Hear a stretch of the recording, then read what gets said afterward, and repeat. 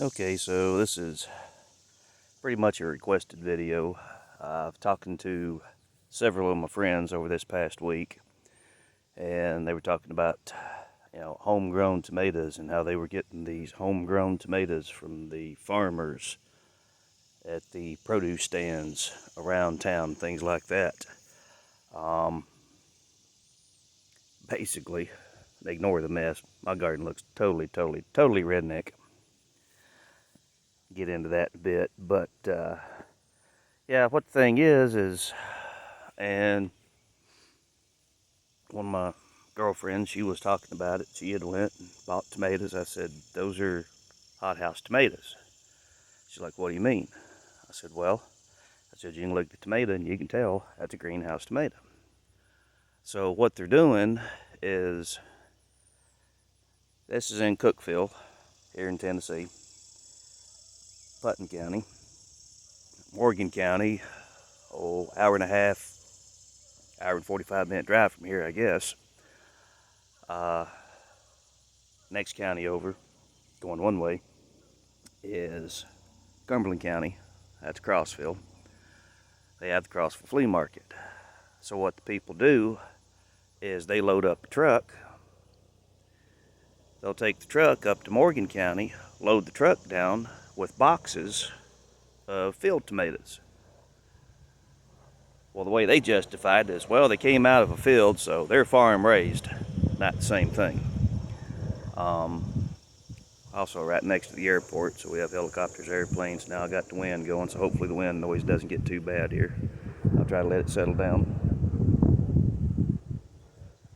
Nice to have a breeze on this hot day, but of course as soon as I turn the camera on, it starts.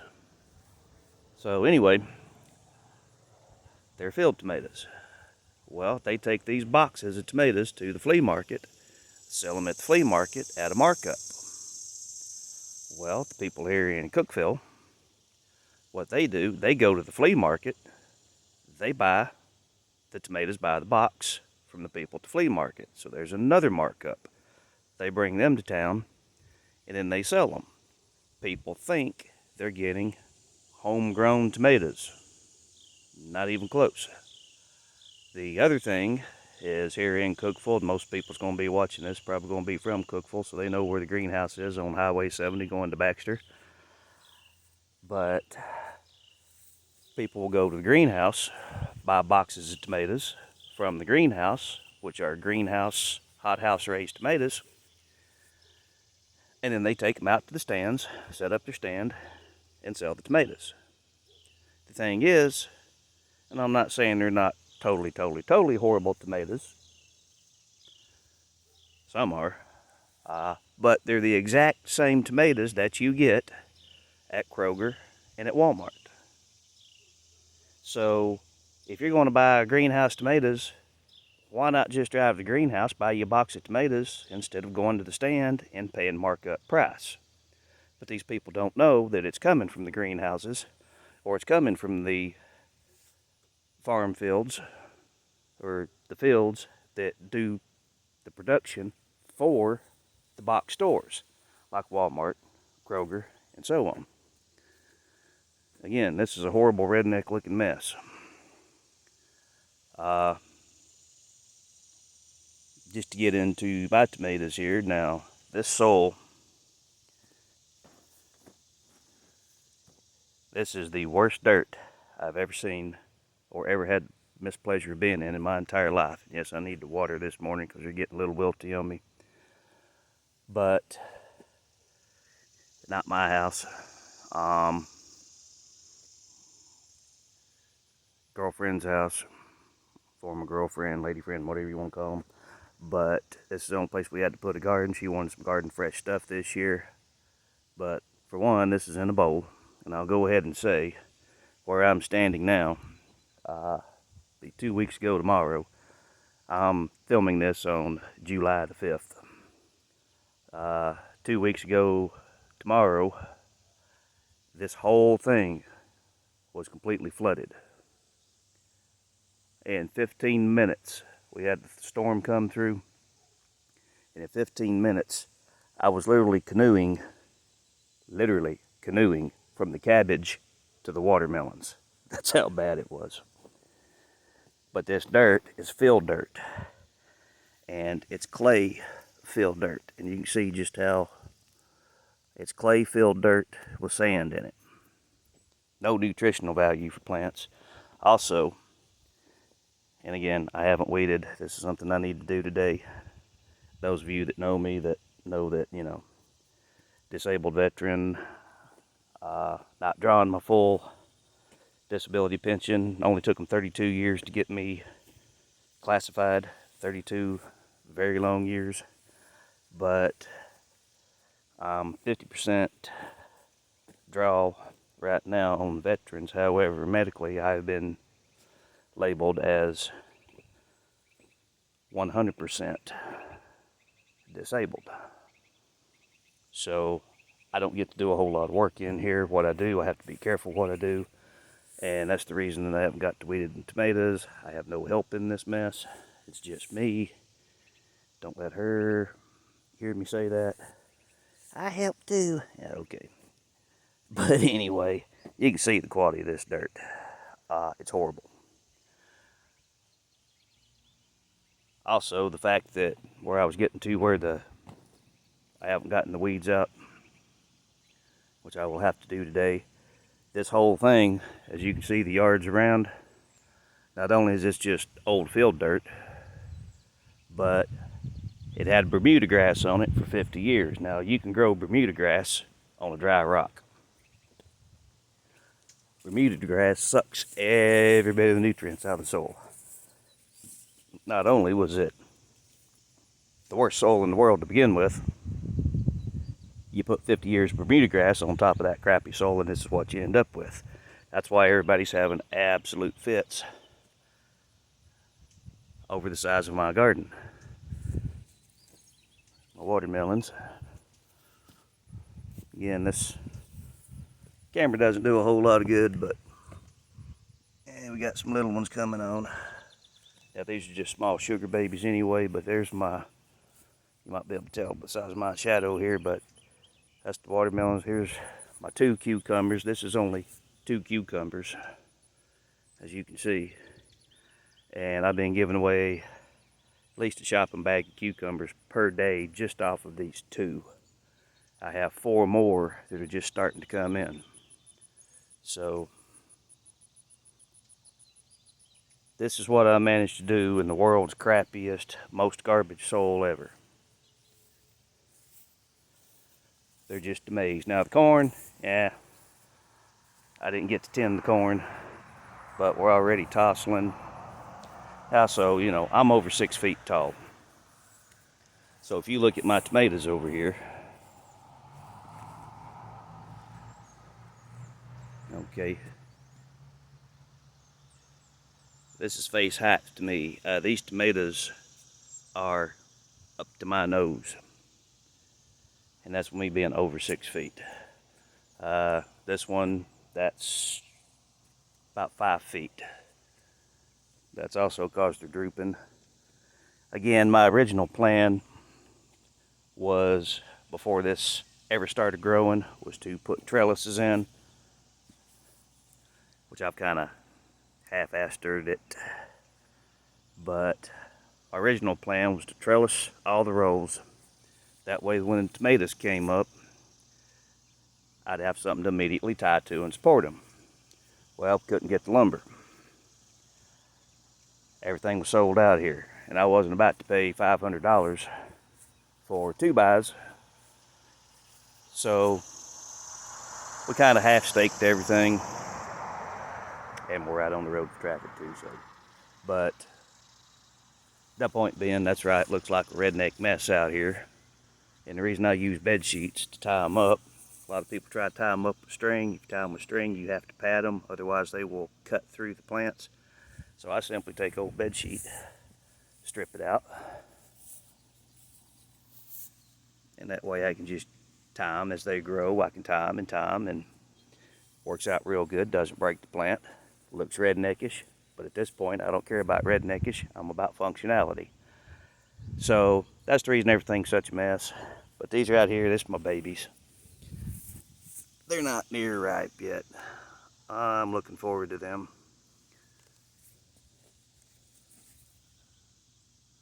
But these are my red ghost peppers. We got reason some of these peppers look bad. She tried to help with the weeding. That's also why the weeding didn't get done, but she didn't understand that you don't swing a hoe like a pickaxe and you stay away from the plant. So she, well, it's chopped down two, just completely chopped them down, and a couple others she cut the feeder roots, and that's why they're wilty and dying. Cabbage, that's from the flood. The flood was all the way over to the neighbor's back door there. So from their back door, all this, and all the way to just where that brush pile is over there. And basically from here to the other side of the shed was a lake or pond, depending on your terminology. But again, I'm kind of proud of what I did manage to accomplish here. I've still got tomatoes that I haven't got staked yet. Need to do that today. These haven't been tied up yet. I don't need 30 tomato plants. The last time I got to put my garden in, that was at my place up on the mountain. I've been having to stay here in Cookeville because of my medical appointments. So basically I just got out here and tilled this up best I could and started planting. But the story is that I had 14 tomato plants up there total. Out of those 14 plants, I'd already done one pick that week. I was coming to Cookeville. That was the week I got my neck broke in a truck crash. Not my fault. Illegal alien running 75 miles an hour into 30, ran a red light, T-boned me, broke my neck in 6 places, totaled my truck. And of course, the insurance says, well, she wasn't on the policy, so we're not going to pay. So that's another thing that kind of put me behind. Again, I digress. Out of those 14 tomatoes, I had picked on Monday. I was coming to Cookeville to work on my mother's house on Thursday. So this was second pick of the week. And I have pictures that I had posted of the tomatoes. I had half of my truck bed full of tomatoes. Now, of course, that was a 6-foot bed. It was a 2003 Ford Lariat, F-150 Lariat, king cab, so the bed was only 6 foot, but still 6 foot full-size bed was half full of tomatoes from second pick of the week. That was off 14 plants. I tried to tell her, we don't need 30 tomato plants. She kept picking everything out, going by the name. She didn't even know what they were. Of course, I had to get my Cherokee purples. I love my Cherokees. As you can see, I mean, you can't really tell from the film, but these things are loaded. They're not turning yet. I got one or two just starting to turn. But I'll get to that in a moment. Yeah, I got that many tomatoes out of 14 plants. And even though this is the crappiest soil in the world, you can see the size of the plants. There's 30 here. I mean, I can get down here at regular level, and you can see just, well, that's an 8.5 foot post. And if I pan straight over from the 8.5 foot post, you can see where the tomatoes come. I mean, this is ridiculous. And yes, I got a weed. But what we've got in here, because you were asking me about, well, what did you raise?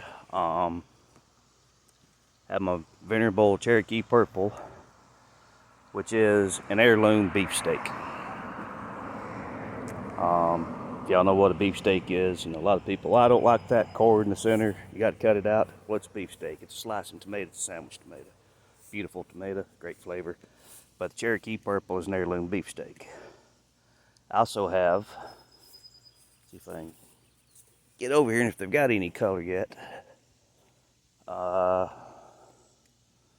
That's the pink brandywines, which haven't been staked yet. That is some of the Cherokee purples.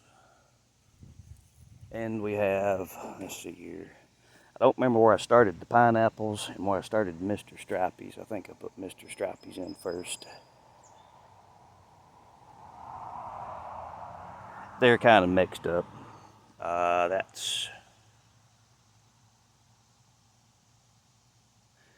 That's pineapple. I thought I had some of the Mr. Stripey's where I could get to them, but they're just striped tomatoes. You can look all these up if you want. Pink brandywines. I didn't get the regular brandywines because she's like, well, I want them because they're pink. I mean, pink brandywine's a good tomato. It's not as sweet as the red brandywines. But she wanted it just because it said pink in the name. I said, fine.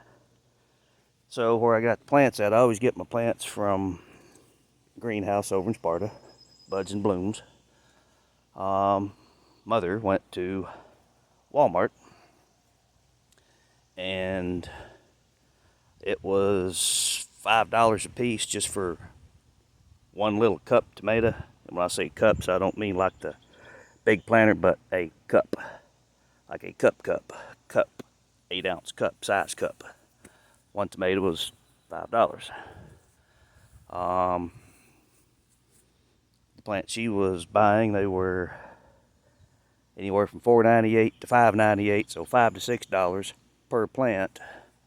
Well, for the first time in don't know how many years, the nursery went up on the price on my plants.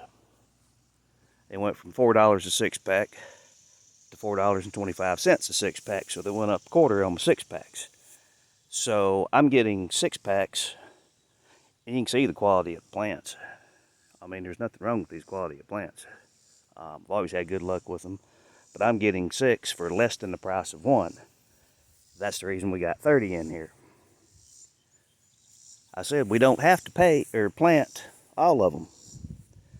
I said you can, if you want 2 plants, then you can buy a 6-pack, plant 2 plants, give the others away, throw them away, whatever you want to do. You still come out ahead monetarily wise.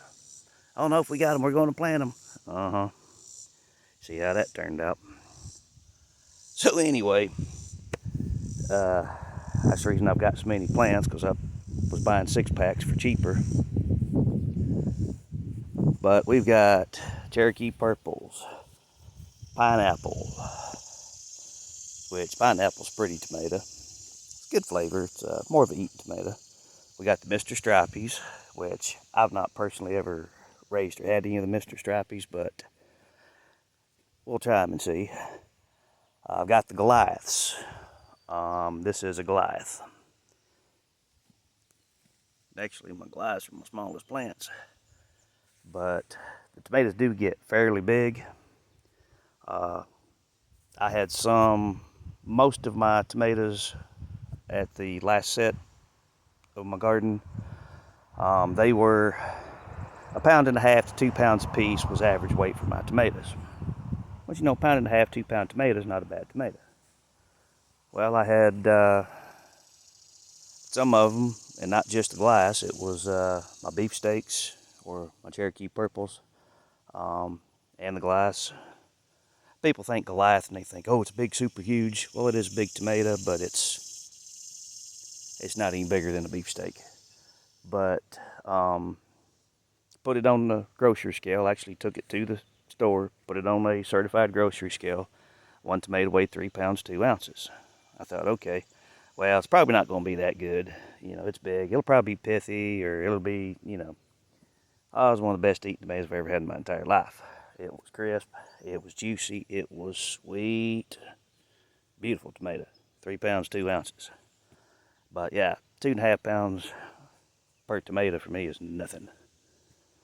And that goes back to the whole reason I was starting this today was, you know, the people buying these. Oh, but they come from the farmers and even the farmers market. Last time I went to the farmers market, out of, I believe there was 22 there that day, Two of the old men at the farmer's market, were actual farmers that actually grew their tomatoes, and they were selling farm-raised or homegrown tomatoes. 2 out of 22. The rest were selling prepackaged, same stuff you get at Walmart. And people were under the impression that they were buying homegrown tomatoes, and they weren't. They could have bought the same thing at Walmart, same thing at Kroger. Well, Kroger's usually got a little bit higher falutin category. So, you know, some of the stuff you get at Walmart, well, the ones you got at Walmart last time, Kroger, apologies. The ones you got at Kroger's were $2.46 a pound. They were a better tomato, but they were $2.46 a pound versus $1.98 a pound for slicing tomatoes at Walmart. They still weren't homegrown by any means. So that was pretty much the gist of this.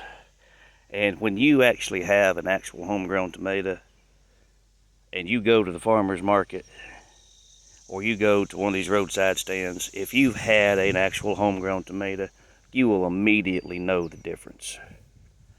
The problem is we've got a lot of people, you know, spending money on what they think are, oh, these are specialty tomatoes, or oh, these are homegrown tomatoes, or these are, you know, and they're not. It's the same crap you can buy at Kroger. So that was a big thing about making this. And just figured I'd show off my little, can you imagine if I had some decent dirt? There wasn't nothing but filled dirt, sand, and rock. Yeah, just imagine what my tomato patch would look like then. So I'm proud of what I was able to accomplish here, especially not being able to put a lot of effort into it. Before these injuries, I'd been out here with a tiller, I'd been out here with a hoe. I would put some time and effort, but this is basically, you know, what I could muster up, what time and effort I could do. But as far as what it is, I'm happy. We're going to have way more than we can deal with.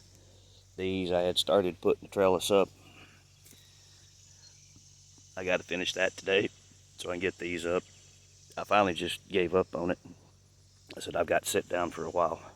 After the flood, I was over here. The flood happened Sunday afternoon, and I was over here. I'd worked in the garden that day, so I was basically here working on the garden from Sunday morning until the following Saturday night. So I was in this garden for a full week after the flood trying to save this stuff. Again, it would be in a lot better shape if it hadn't been for the flood. But I will get my peppers spruced back up. I'm going to have to stake some of them. But yeah, when these come in and they actually start ripening, I will actually do another video, and you can look at now these are just small. I mean, you know, these are babies, but they're just coming on this one shoot. This one plant over here, I counted on one plant I had 27 tomatoes. 27 on one plant. We have 30 plants. One of the, I think it's that one right over there. See, that is that's a Brandywine. It had 32 tomatoes on it. Granted, they're not all big. They're not grown yet. They will start growing better in size once I start picking.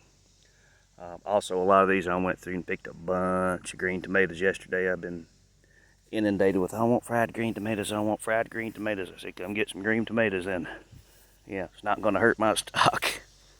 So we did clear a bunch of these off for fried green tomatoes yesterday. But you can see the amount we're going to get.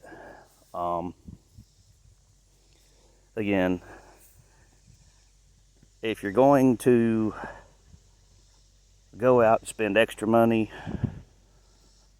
on getting, you know, specialty produce, or I've got to have organic produce, or I've got to have, you know, homegrown produce, and I've got to have non-commercial produce, do some research, find out where they come from.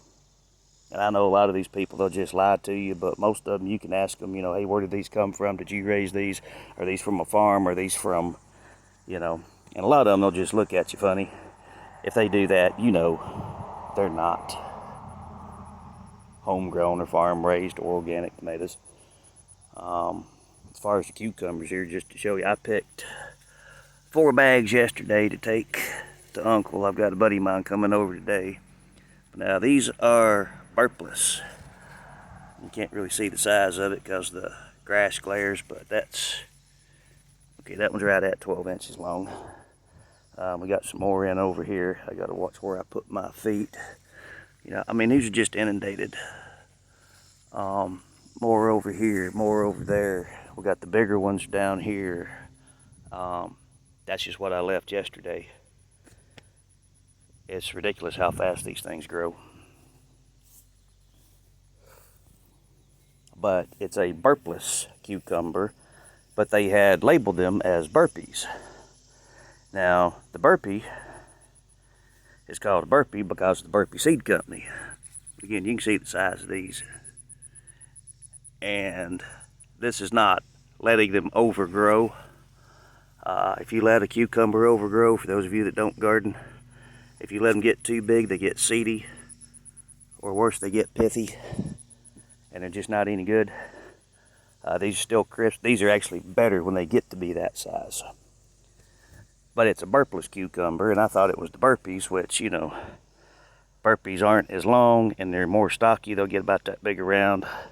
They look basically what your, when you go to the store and buy whole koshers, or, you know, whole dill pickles.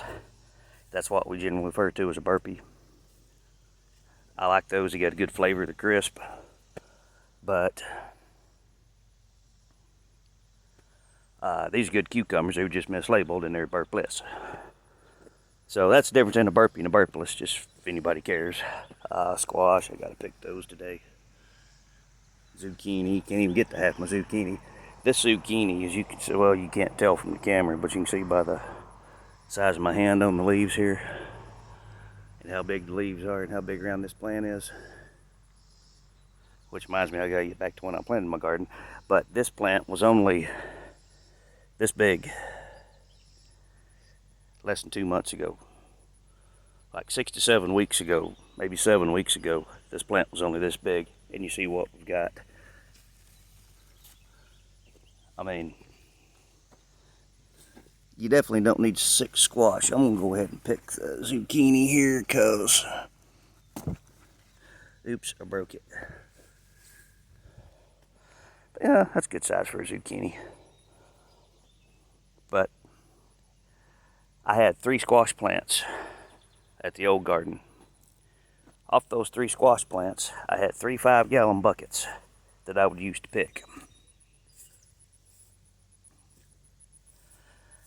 I was getting minimum, and this is not an exaggeration, minimum of 2 5-gallon buckets of squash per week off of 3 plants.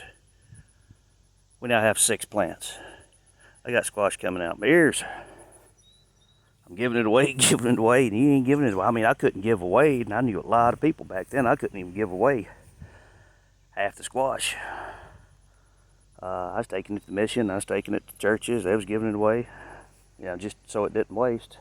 And I eat a lot of squash. Now, fried squash, it's the only way I can eat squash. Fried squash, baked, ain't touching it. Boiled,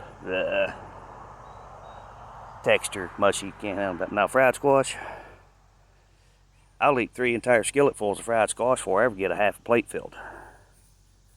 I eat mine at the stove. You know, everybody else can wait their turn. So that's how much squash we're going to be getting off of these. But that goes to when I put this garden out, as you can see the size of the garden. It's not been out that long. Again, today is July 5th. I planted the first thing. I screwed up on my melons. I was going to plant the melons on May 12th. So if you go by the signs, you know, those of you that know what I'm talking about, a lot of people say it's superstitious, but you're supposed to plant your watermelons this year. It was supposed to be on May the 12th.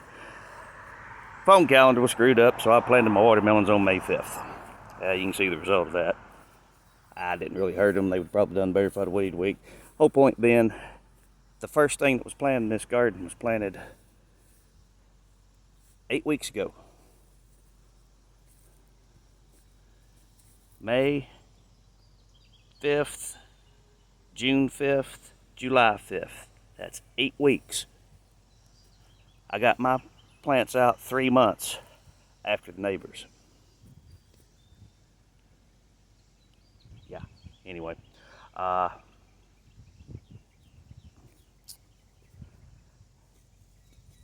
got them out 2 months past what anybody else had even thought about putting theirs out. So these plants are only 8 weeks old. Give me another 4 weeks, let's see what they look like. I mean, for an 8-week-old plant, that ain't bad. So that was my other thing, time frame. 8 weeks to the day. I didn't realize it was 2 months to the day till I started filming this. But now that's just when I put the first stuff out. These tomatoes, supposedly on your Cherokee purples, they have a 80 to 95 day bearing time. Means once you plant it, you'll get your first ripe tomatoes in 80 to 95 days.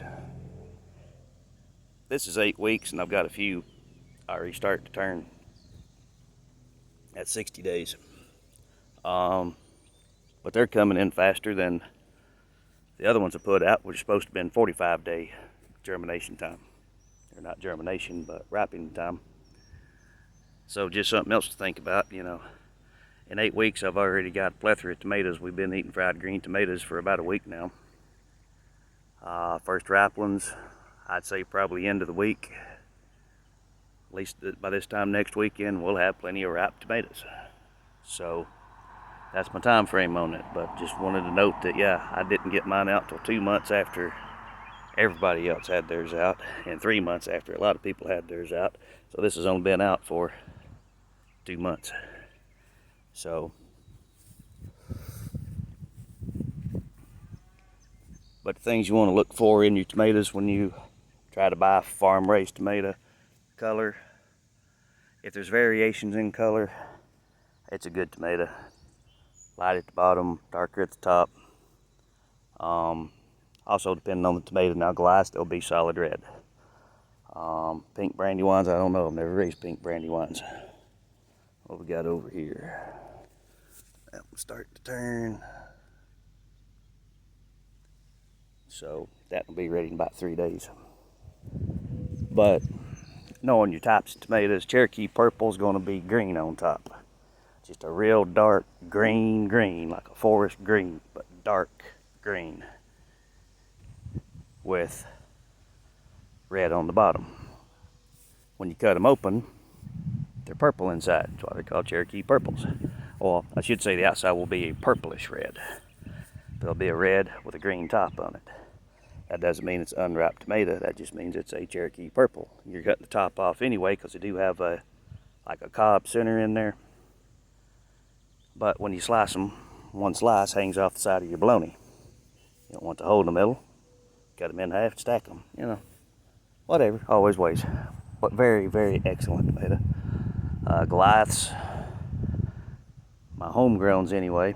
I have bought what was called Goliaths at the store. Yeah, they wasn't much bigger than a slicing tomato. And you couldn't tell the difference from those in just a plain, cheap slicing tomato. But they claim they were Goliaths. A Goliath should be tender, should be juicy. As far as juicing, the Goliath is a very good slicing tomato, an excellent eating tomato. But also, you will get about 3 times as much juice from a Goliath as any of your other tomatoes. Even what they call, these tomatoes are bred just for juicing. You'll still get twice, if not more, juice out of Goliaths than you will out of what they sell as juicing tomatoes. So, something else. And the juice is sweeter. It's just a real good sweet tomato juice. It's not tart, it's not bitter. Love them things. Speaking of love, I wish my ghosts would hurry up. I got addicted to those things. I only have 2 plants. Last time I had 4. And they were probably yay tall. Had to stake them up. I got over 1.5 bushels of red ghost peppers off those 4 plants. And that's not counting what everybody else robbed the garden of. I said, you want some, have at it. I don't know how much more we got off of, but I personally got over 1.5 bushels. And 1.5 bushels is a lot of hot peppers. Especially, I'd sent mine off, and I know Scoville doesn't mean a whole lot of things to most people, but I had sent mine off, had them tested, you know, the official way, actual scientific testing, and they came back at 1.3 million Scoville. But the flavor of them was like rose hips. That's the nearest way I can describe the flavor of the red ghost that I raise. They tasted like rose hips. Just sweet, savory flavor. Most people are like, how are you going to tell what it tastes like? Because, you know, you're going to burn your taste buds. Well, I was eating them on bologna sandwiches. I literally couldn't eat a bologna sandwich for 3 months after I didn't have my peppers because it just wasn't the same. I got so spoiled on these peppers, I wouldn't eat a bologna sandwich 3 months after because it didn't have my red ghost on it. But that's neither here nor there. So anyway, I just wanted to put this up for a friend. I got kind of long-winded here. Lord, I went on for 36 minutes. Yeah, nobody's going to watch that. I'm sure the fast forward button will get it, but anyway, anything in the beefsteak, if you look at the bottoms, you'll see they're kind of variegated, corrugated. That's not anything wrong with the tomato. That's just the way they grow. They're a flat tomato. And you can see on the Cherokees, this one's not ripening yet. As if I can get the camera down now, I don't think the camera's going to show, but you can see the difference. There's a ring around the top here. I was trying to get it up or back or somewhere to focus, but it's just not going to show with the color. But outside the camera, you can see the top's dark and the bottoms are lighter. So that's indicative of any of the Cherokees or Cherokee purple, Cherokee black. I usually get the purples. But that's just some things to look at in your tomatoes. And again, if you're going to buy, if you're going to spend extra money, if you're going to go to Kroger, don't worry about it. But if you're going to go to one of these produce stands, one of these, oh, I'm set up at the farmer's market or, you know, whatever, do a little research before you go so you're not going and actually spending more money on the same thing you could have just went to Kroger and bought in the first place. So I guess that's it for that, and I'm going to get back to work.